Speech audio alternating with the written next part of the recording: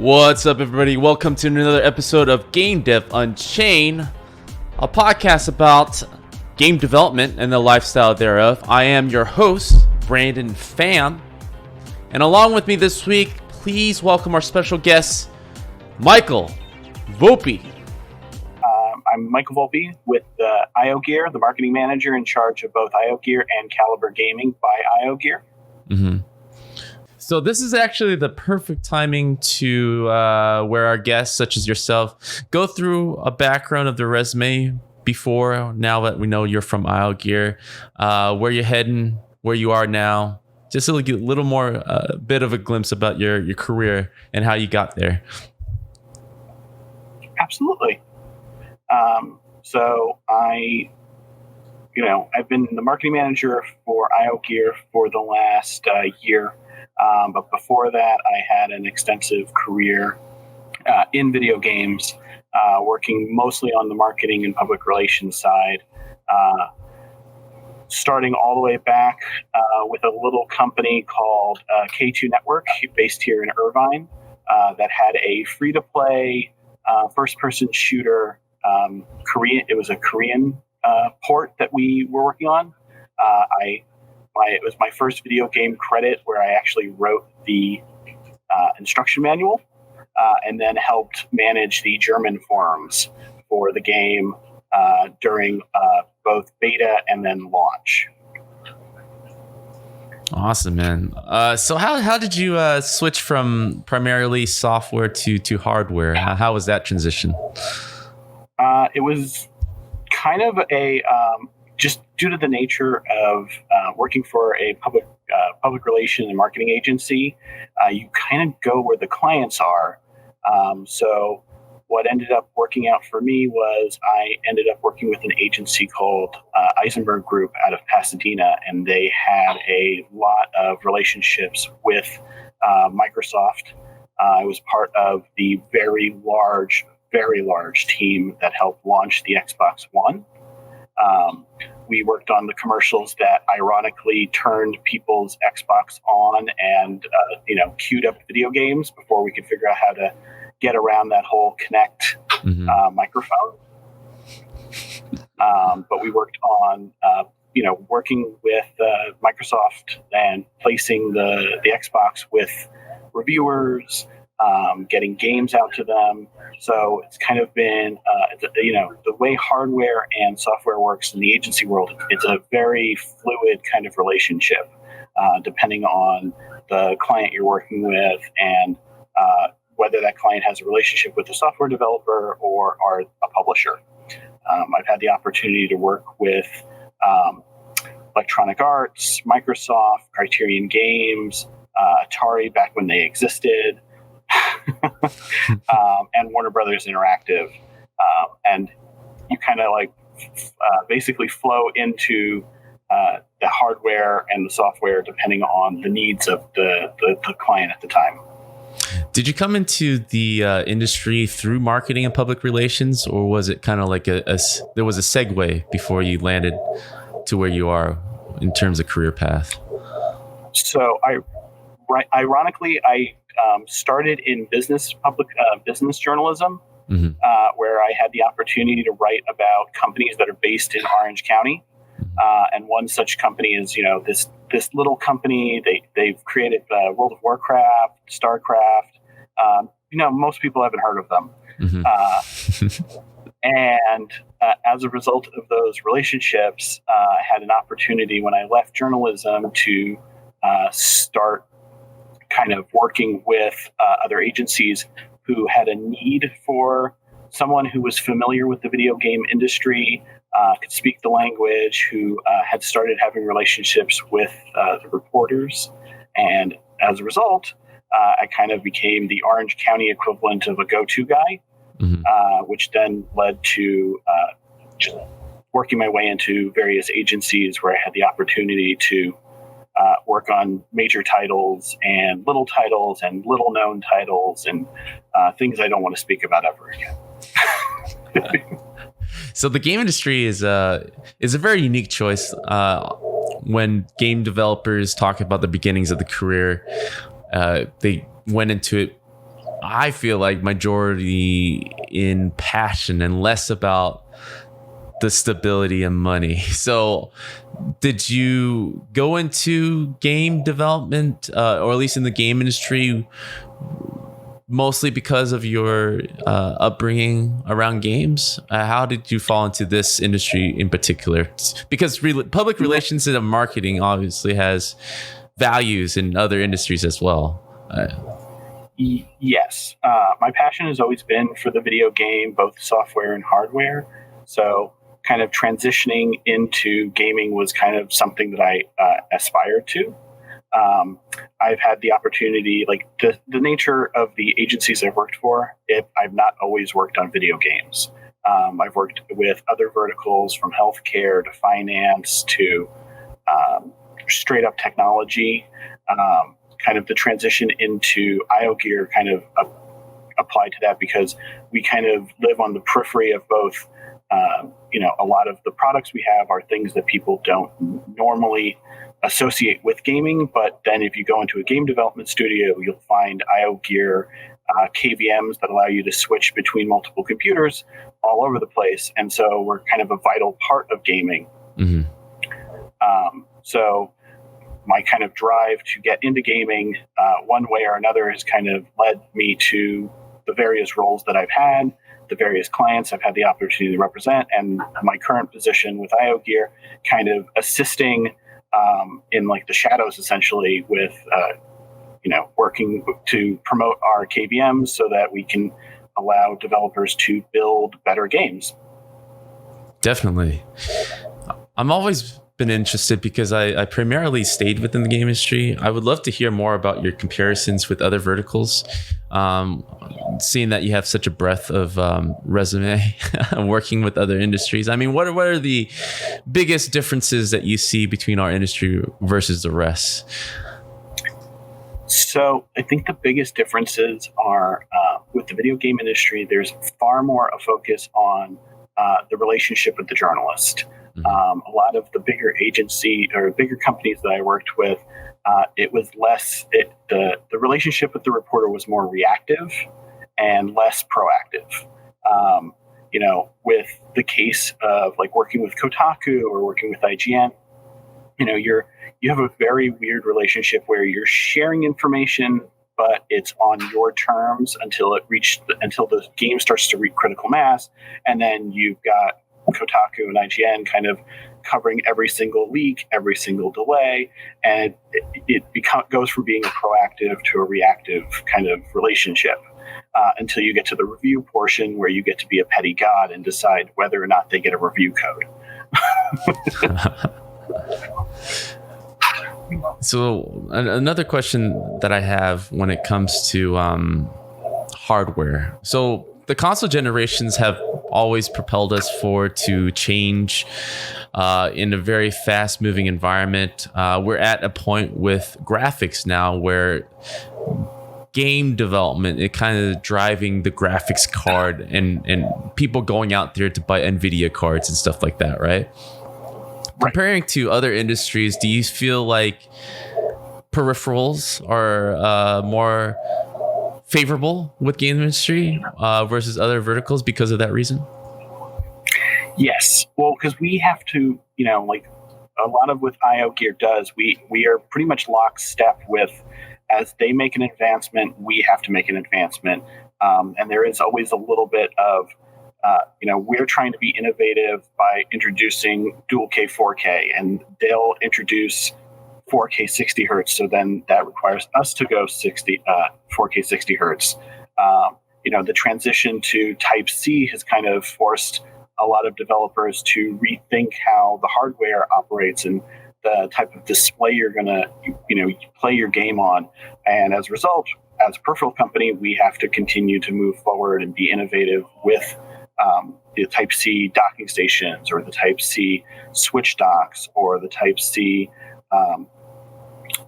KVMs that allow people to utilize the services. One of the products that we sell through Caliber Gaming by IO Gear is the Keymander, which is a keyboard mouse adapter, which allows you to use the your Xbox or your PlayStation with a keyboard and mouse, even if the game doesn't have native keyboard mouse support. As you've seen over the last few years with like Fortnite and a number of the other large titles, native keyboard mouse support is becoming more popular and much more accepted. But that's one of those things where we saw a need in the marketplace where players wanted to be able to use their Xbox One, their PlayStation 4, and they wanted to play the latest and greatest games, but with a keyboard and mouse. And we helped facilitate that. So a lot of our advancements have led to us coming up with products that support and in some cases either enhance or allow the customization that perhaps the developer didn't foresee going forward. Mm-hmm. This is actually an interesting topic because the last couple of years, maybe thanks to Fortnite, crossplay has become more of the norm. Even PlayStation have folded into this. Before, the controller versus keyboard and mouse, like you were talking about, were two separate audiences and ecosystem where console makers want to keep that separate, especially Xbox, because they actually are a very unique type of company. They have a PC market and the console market, and until recently, they finally allowed what you said, keyboard and real keyboard and mouse support. Right.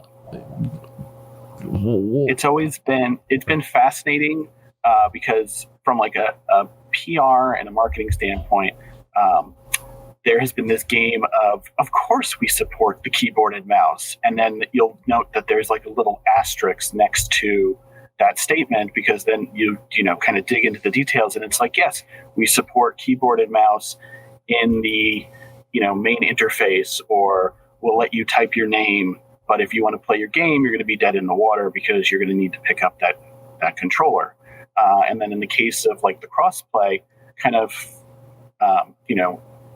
streamlining and forcing people into the various keyboard or console lobbies has been a fascinating approach, which we kind of live on the peripheral of because a lot of the technology that we're utilizing, it stems from our Keymander is built on KVM technology, which is fairly old, but what it does is it allows for keyboard mouse emulation. Well, what allows us to do with the Keymander and the controller is we can basically reassign the buttons on your Xbox controller, the controller with the control stick with the mouse, and unfortunately what ends up happening is you are seen by by Xbox as still a controller rather than a keyboard mouse, which has led to the very divisive issue of whether or not you're technically cheating or if you're just,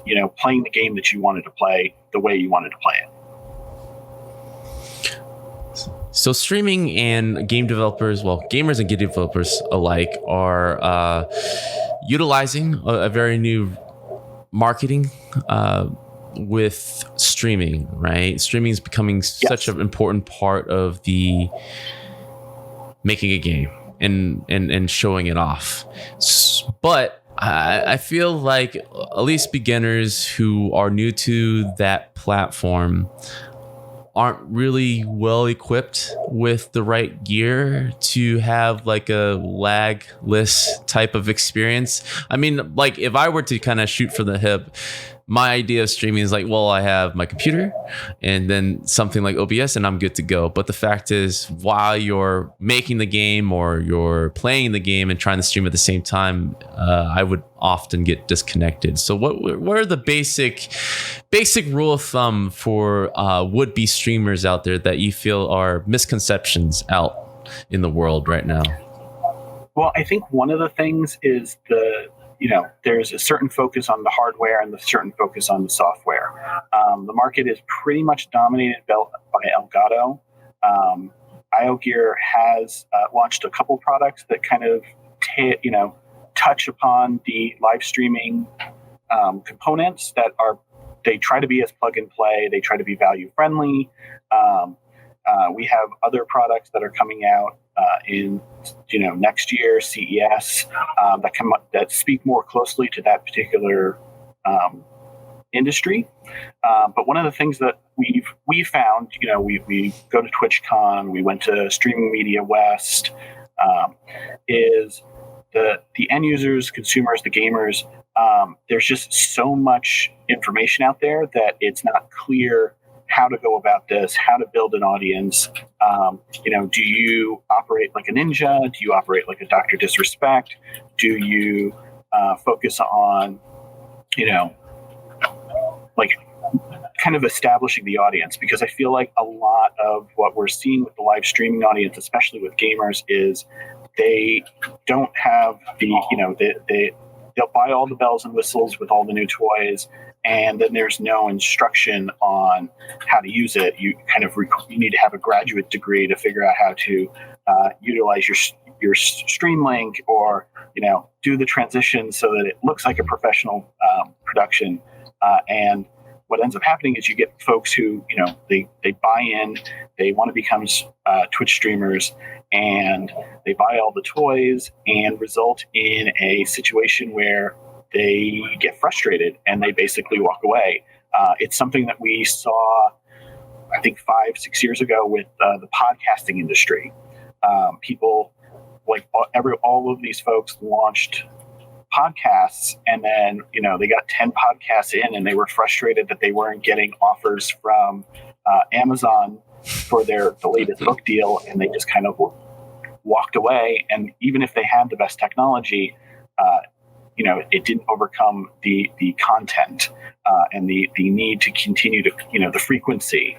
I think Ninja has said it best that while he was off doing interviews for ESPN and for Sports Illustrated, he lost followers because he wasn't producing at the level he was producing before those people were interested in him.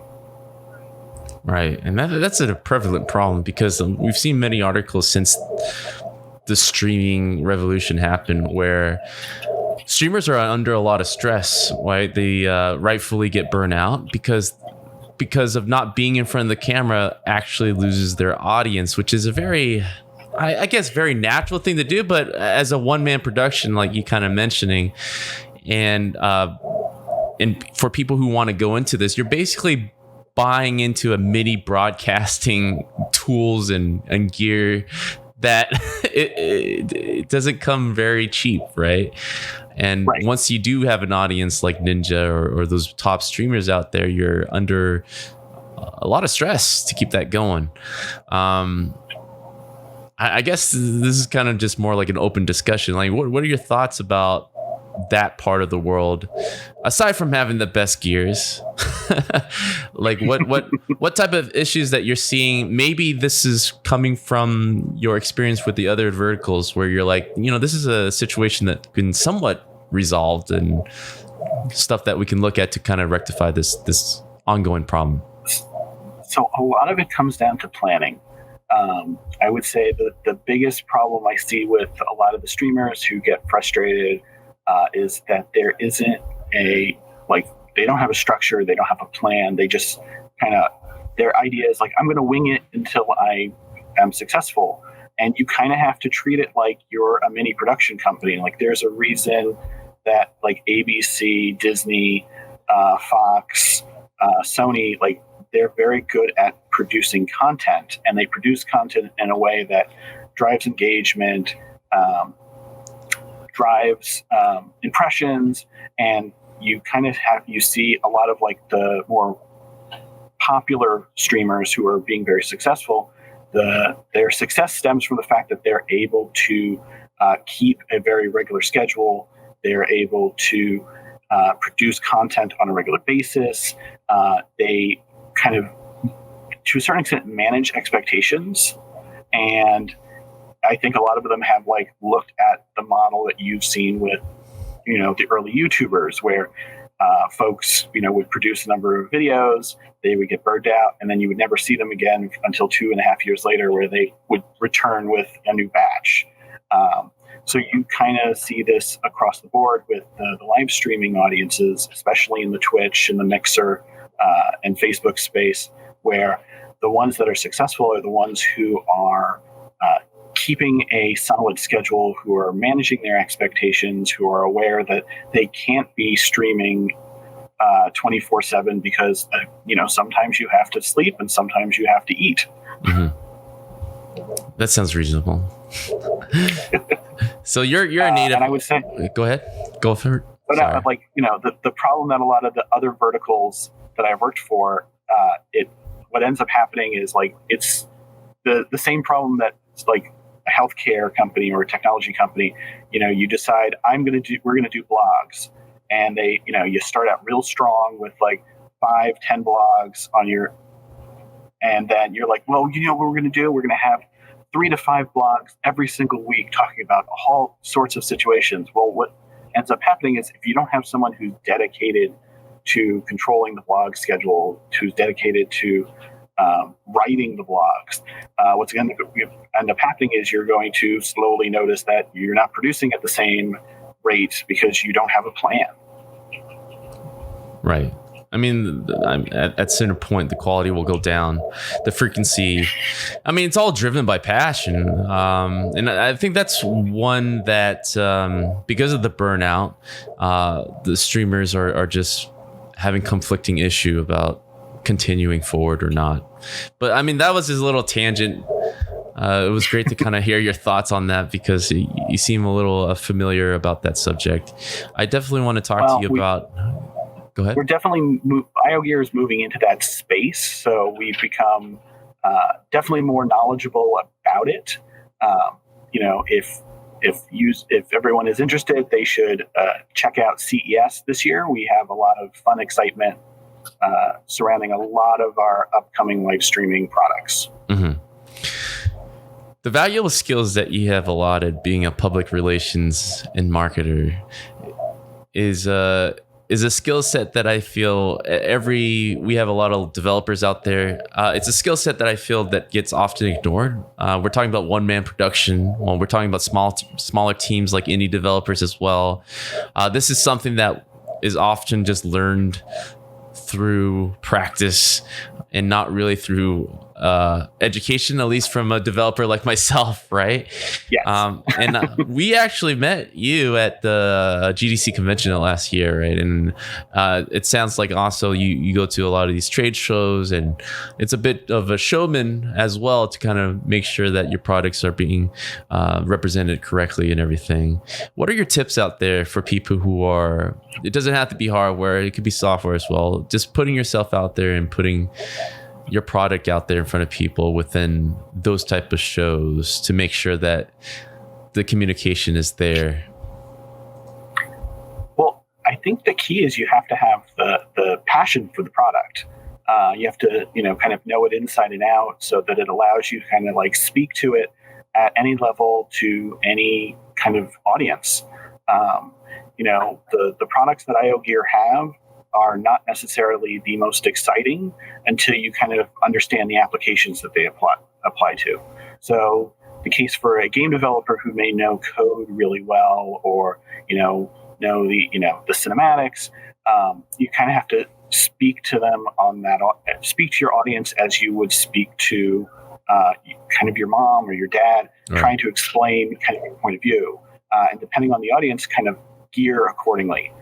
Usually what ends up happening with having managed interviews with developers before, they sometimes forget that the people they're talking to are not looking at code, looking at the cinematics every single day. They're people who are interested in the space and have an understanding. But if you start talking about how the Unreal Engine interacts with your physics engine, you'll see their eyes glaze over. And the problem with a lot of developers I've worked with, they just kind of keep going. They don't kind of read the room because they're not used to reading the room. So there's a lot of me kicking them under the table. So for like going to an audience like GDC, speaking to other developers, not every developer has familiarity with Unreal, but they have a general understanding. And that's kind of what you have to get folks to kind of take that step back, where they can speak to, the technology, the hardware, the software, but on a general level versus an intimate level. And then if you have that person who pulls you aside and goes, hey, I want to know how this would interact with my Linux box or that, or, how did you solve the physics problem? That's when you can go into full developer mode and like impress them with your insights and your skills. Beyond the passion, a lot of it is just having some solid talking points.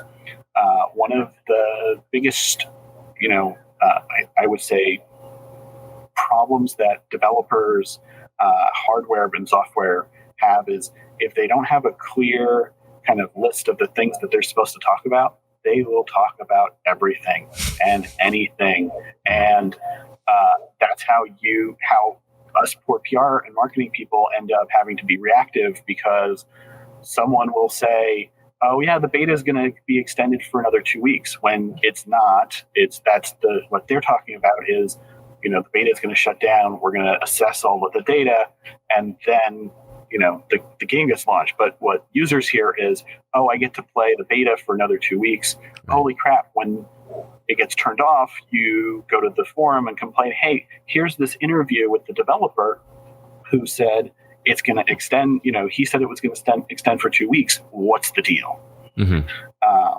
So I would say that's the second challenge is, having very clear talking points, having a kind of an objective to why you're there talking, what you're talking about, what you're allowed to say.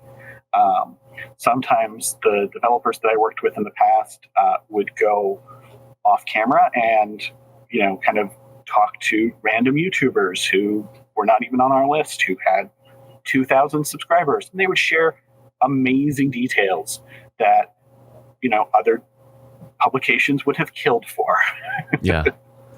I mean, you're approaching a very interesting point here. At these trade shows, like you said, we can often get lost as we're promoting or marketing our products. And the scariest thing is saying something you shouldn't have said when the press is listening, right? Yes, and everyone is the press now. Right, exactly.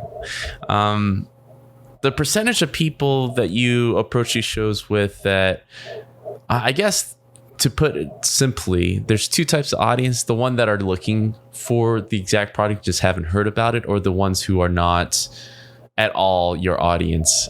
How, in your experience, do you differentiate between the two? Like, if you're talking to someone, you're like, oh, this person is just walking by, versus a person who is actually looking for the particular need that your company provides or your game provides.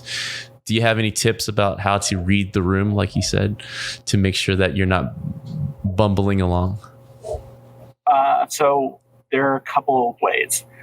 So in the case of like, if you're in a trade show booth, if someone is actively trying to avoid eye contact, that person has no interest in your booth. And you laugh, but you stay at enough trade shows, and you'll see like this active like way of holding your head, so that you're scanning the booths to see what's interesting, but you don't want to make actual human interactions or any type of engagement. And any attempt to kind of like maybe prod them to come into the booth is they will kind of literally like a gravitational field will like curve around you in an effort to get away from you. If you do get someone who is going to come into the booth who's shown interest, a lot of the times it's really clear. You have to be very clear with people. If in the case of when we were at GDC, we were speaking to folks about KVMs. I say KVMs, and I know exactly what a KVM is, but we found at GDC about half the audience knew what a KVM was, and half of the audience didn't. And once they figured out it was an acronym for keyboard, video, mouse, and then what that feature set allowed them to be able to access multiple computers via one keyboard, one mouse, and one set of monitors. Several people, like, you saw like this, oh my god, you can do that? I didn't know you could do that. And then you had people who went, oh, that's what that box was called that I used in my debugging room. So a lot of it is like kind of actually like seeing what their reaction is to the information that you provide them.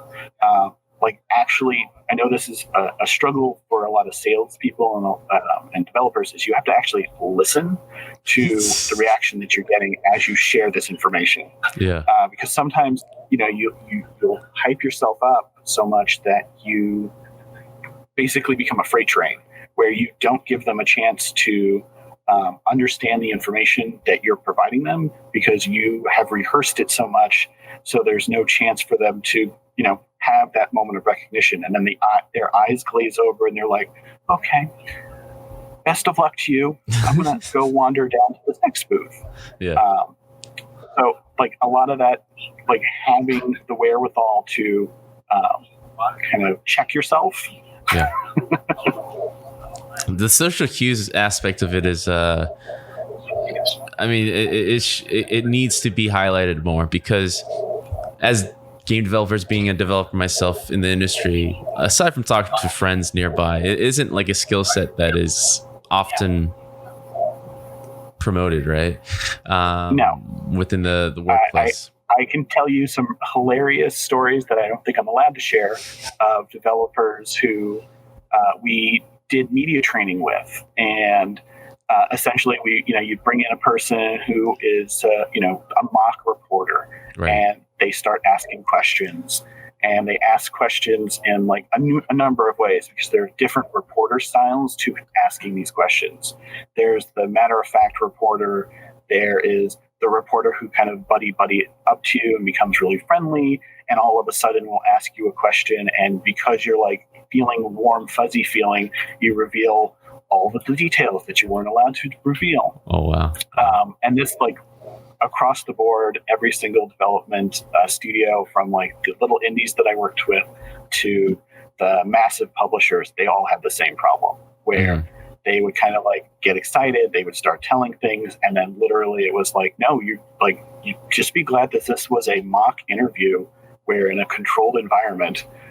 And then my favorite was, we would always record these interviews and then allow the participant to re-watch the video and see how they actually performed while they were on camera.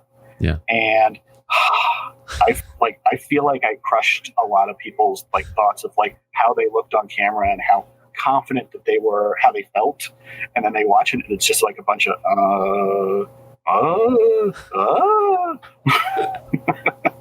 It is a reality check, unless you film yourself or are used to public speaking. These are just parts of you that you don't normally get revealed, right? That's why I think a lot of wives and husbands clash, right? It's just, if anything, it's just a person putting up a mirror, like you said, just rewatching the video themselves and pointing it out, because in our own frame of mind, we have such a absolute frame of ourselves. And I think indie developers or marketers or anybody that is out there selling, it takes a lot of practice to kind of get used to and be really efficient at. Yeah.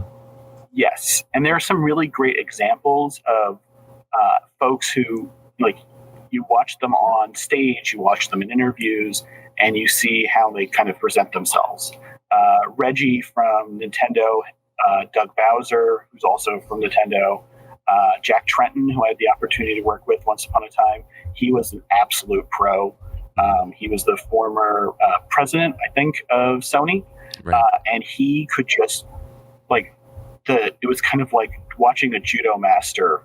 People would ask him questions and he would just effortlessly deflect them and return to his talking points, his message, the messaging that he had agreed to in advance with the PR team. It was fantastic. Yeah. So this type of training, you were talking about how I'm familiar with this too as well. Within the studio, especially when we're doing interviews and stuff, there are certain people in management that have to be prepped and trained, which is kind of like a fast way of learning through things. We're talking about ways how to get better at it, but it only can be done through experience that you can really be better at it. But people are just being trained last minute up to the event. How difficult is that usually, of people succeeding or not? Well, it really depends on the person and that person's level within the company. So, like, usually management is better because they don't have all of the intimate details. They will basically focus on the message points that you have. The problem for them is if a reporter asks a question that the reporter thinks that they should know the answer to and they don't, there's always that weird, awkward, long pause where you see their brain kind of like trying to come up with a way of coming up with an answer. And a lot of the times you can, what we tell a lot of people is you can admit you don't know. You can just say, I don't know. Let me get back to you on that. And it's something that the reporter might add, as an afterthought or include in the story as like this was included after the interview. Reporters don't expect you to be a encyclopedia of everything that's going on and all of the details, especially if you're more of the publisher level versus the developer level. So the struggle always comes down to like the folks who, for me, the problem was always the people who believed that they were 100% ready. I don't need this training. It's not going to help me. I've done this 100 times before. Those were always the people who put their foot in their mouth. The folks who were like, yes, I need this. I'm going to listen to everything you say. I'm going to watch all the stuff. I'm going to reread these talking points. Those were the people who were not the problem. I love them. And I hope that everyone is like them. But it depends on the person. If you have a lot of practice doing it, it's very helpful. I worked with several big companies and big executives, and those executives who,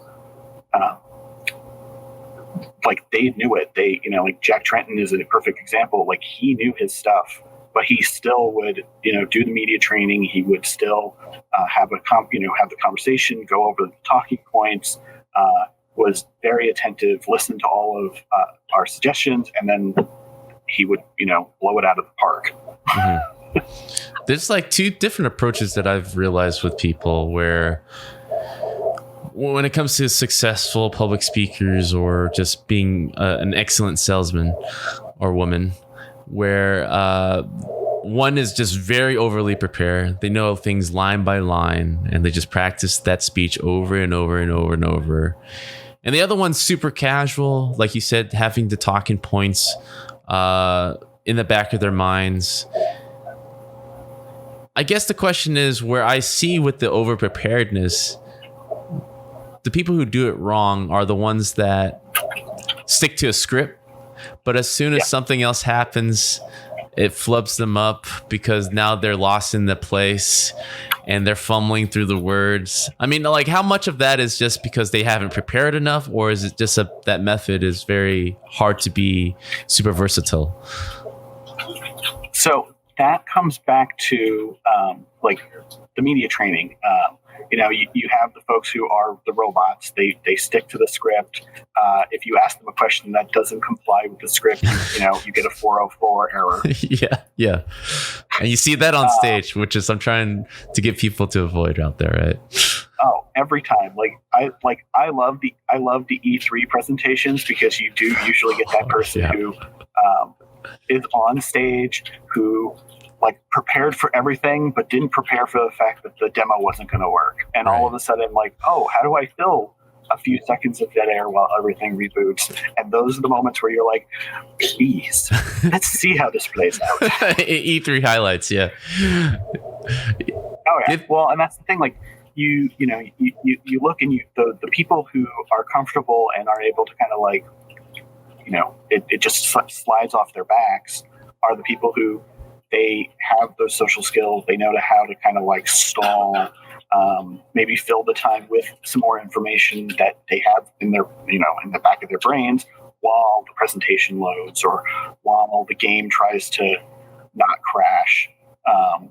It's definitely one of those situations where, the more prepared you are, the more you're able to kind of, adapt and adjust. The people who like only read the script and have like, it's not context. There isn't any context to this, like talking points. They've just been told the talking points, and that's all they go out to. And you see that a lot with, if you hire a spokesperson,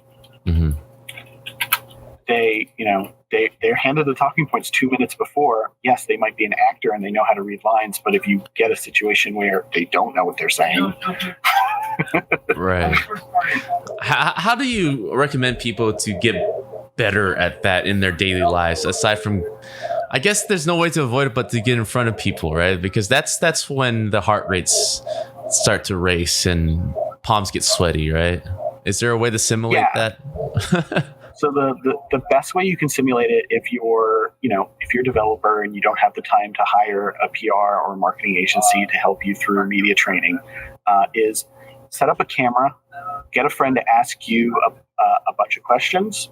It could be someone internally, it could be a significant other, and then watch the video of that interview. And as you kind of like work your way through it, like that's how a lot of media training happens. It's not a rocket science. It's definitely more of an art and kind of a practice makes perfect situation. I've recommended this to clients who don't have the budget for a media training to just basically get themselves in front of a camera. There's a chance that there won't be a camera, but the act of watching your reactions and how you listen for social cues, making sure that your eyes are on the subject is key, because you have a lot of situations where people, like I've worked with developers that they start to pontificate. They stop looking at the reporter and they just start like spewing facts and details and speeds and feeds. And like a lot of that information is not going to make it into the article because it's not relevant to the audience. Right. I see that a lot with some people that I conversate with, where it's very a one-sided conversation, and they're not watching really the other person's reaction if they're snoozing off or they're just being polite but keeping their eyes open forcefully. I mean, this is a lot with social interactions. I think we all have those friends who, instead of having a dialogue, you end up having they do a monologue. Right. It's there for the show. With the occasional yes, you're right, or yes, no, you're wrong, and then it continues like that flood. And I see that a lot with definitely when you get down to the head developers, the people who spend so much time in their own heads. Sometimes it's hard for them to overcome that. Right. So we're both Orange County. Well, it sounds like you spent a lot of time in Orange County, right? That's your main hub. Okay. We're actually next door. So I'm in Orange County as well. When it comes to the game industry, right? I'm frustrated how Orange County isn't bigger than it should be. We have all these nice roads and wonderful companies and residential areas that are affordable. But aside from maybe a few companies here and there, yeah, exactly, affordable. But it's not like in LA where you have the Sony Santa Monica, the Naughty Dogs, the DICE. It's a technological hub for game developers, as well as San Francisco, right? Orange County is getting better, but it hasn't gotten there yet, in my opinion. I wonder what your feeling on that is, seeing that you love Orange County as well. Oh, I love Orange County, and there are some fantastic developers here. You have Blizzard, you have Amazon Studios, you have inXile, which is now owned by Microsoft. You have Obsidian, which is now owned by Microsoft. You have Ready at Dawn. K2, which is now Reloaded Games, is here. There are countless little indie companies that have been spun off from the Blizzard. What you've been seeing more and more is these developers who've grown up at Blizzard are now leaving Blizzard to start their own competing studios, which is kind of a little bit what you've seen with Los Angeles, except Los Angeles had more money to kind of infuse. Right. Sony, Activision, they had the money and the wherewithal to make that area of Los Angeles like the go-to space. So what ended up happening is you had developers who, they wanted to work for Activision, they wanted to work for Atari, they wanted to work for Sony Santa Monica. So they made themselves available for that area, and they set up, that's their shop. Right. Orange County is behind the curve because we're always the weird sleepy community that's, we're the small sleepy community of 3.5 million people, where some of the biggest companies in the world are based, but no one wants to acknowledge.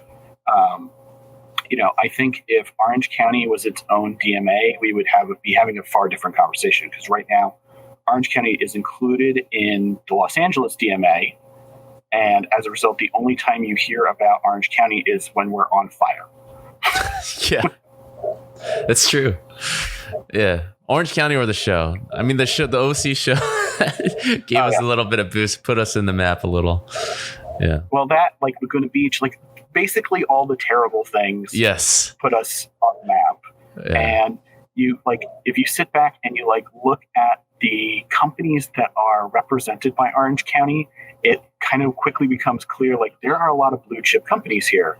You have Broadcom, Allergan that, does all the Botox and the silicone boobs. You have Edwards Life Science. They do countless technology things. You have Amazon Studios here. For a short while, Twitch was kind of running its operations out of Orange County, out of the Irvine Spectrum. Mm-hmm. You have Blizzard that basically has grown into a giant super company. And then, of course, the granddaddy of all of them, you have Disneyland that kind of feeds a lot of this. There's always that argument of, which came first, Anaheim or Disneyland? I will say this, though, just driving by Irvine, just the difference in the last 5 years have been insane. There's more housing development. A lot more companies are popping up. I feel like Orange County, if anything, is finally having the recognition that it deserves in terms of the talent here and the amount of space and availability. I think maybe 5-10 years from now it'll be a different story, but it's been a slow grind, like you said. It's kind of behind the curve, and people are slowly recognizing it, because now LA is just so flooded with traffic that people are being driven out now. Yeah. So I always joke that Los Angeles is not a city; it's just urban sprawl. Yeah. It's one of those situations where there is no, you really can't identify a center other than downtown. And Orange County is kind of this weird conglomeration of centers. So you have, areas like Irvine that attract the Blizzard and the Amazon and the Obsidian talent. And then you wander into the Newport Beach area where an Exile basically set up shop. And as a result, you have a bunch of little indie developments that are popping up over there. So you have this kind of situation of each little city is kind of operating as its own kind of incubator for a different type, different sort of genre. You have developers who kind of have left Blizzard or left Obsidian or left an Exile or left Atlas / Sega, and are now kind of wanting to, grow their brand, their new indie studio in the backyard where they're comfortable. And as a result of, I feel like for the most part, Blizzard is the one who kind of set the stage for this, because they, for the last 20 years, they've been, occupying Irvine, and as their talent has grown and kind of spun off, it's starting to attract the same talent that Los Angeles did back in the 80s and the early 90s. Yes, totally agree on that. It's a lot more comfortable.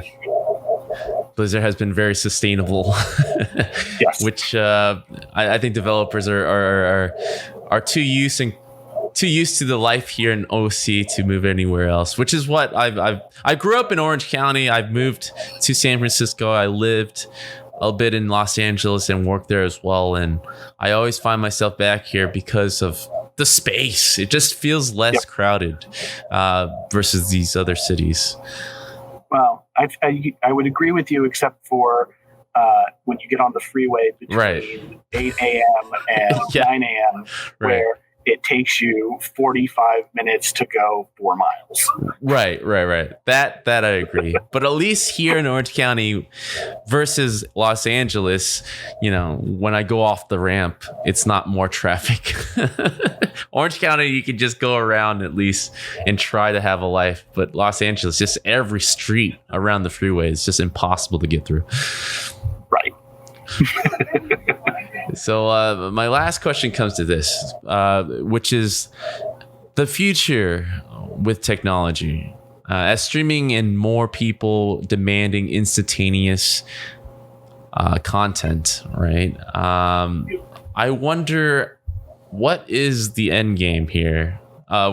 This is kind of going super meta, but this is something I feel like you might be have some privy knowledge to, or at least interested in.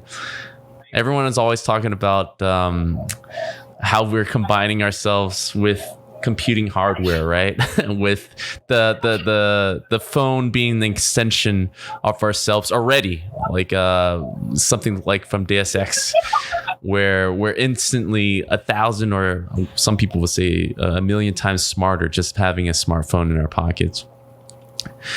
At one point, do you feel like IO gear is gonna cybernetically enhance our life in that way? I mean, how far away do you think we're at that point where people are going to want to chip themselves with technology?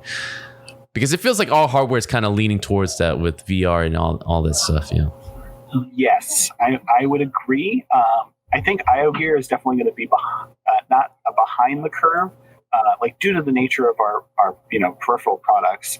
I don't know how many people, once they chip themselves, are going to need extra USB hubs. Yeah.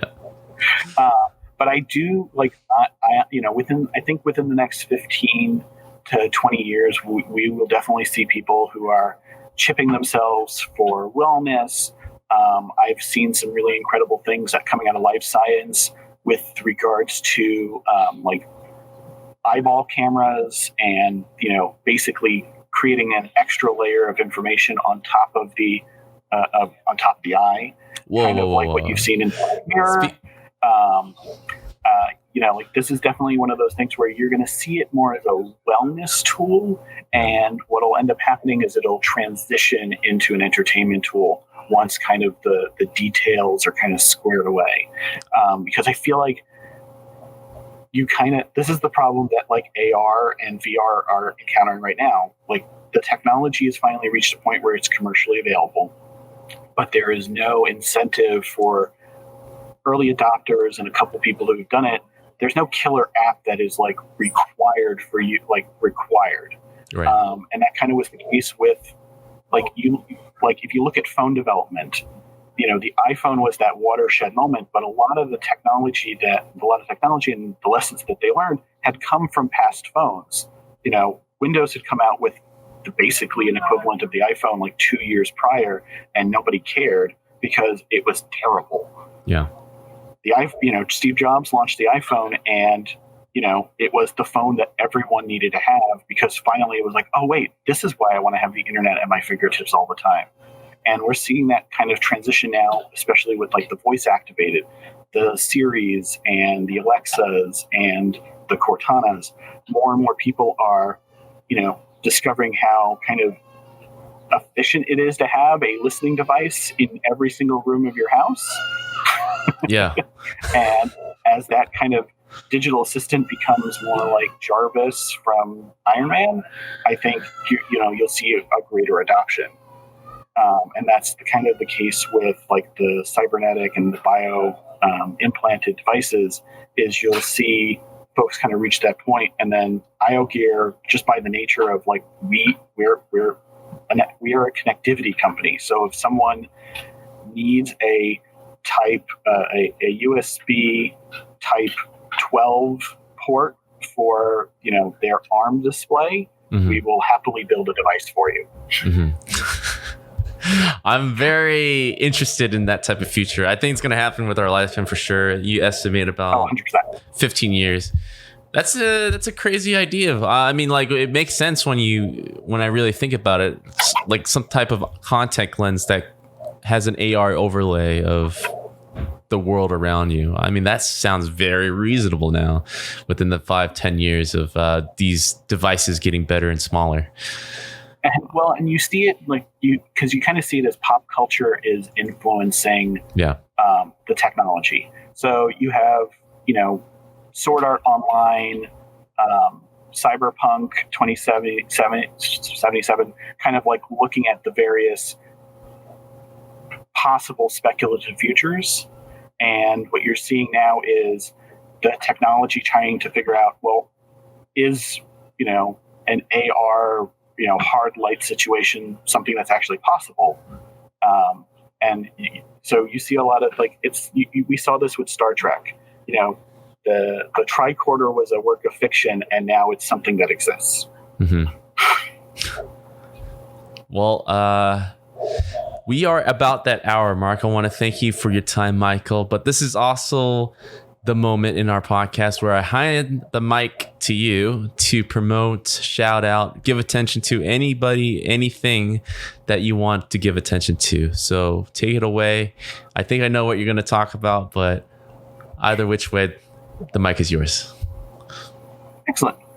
So if anyone is interested, iogear.com is the place to go for all of your high-end KVMs.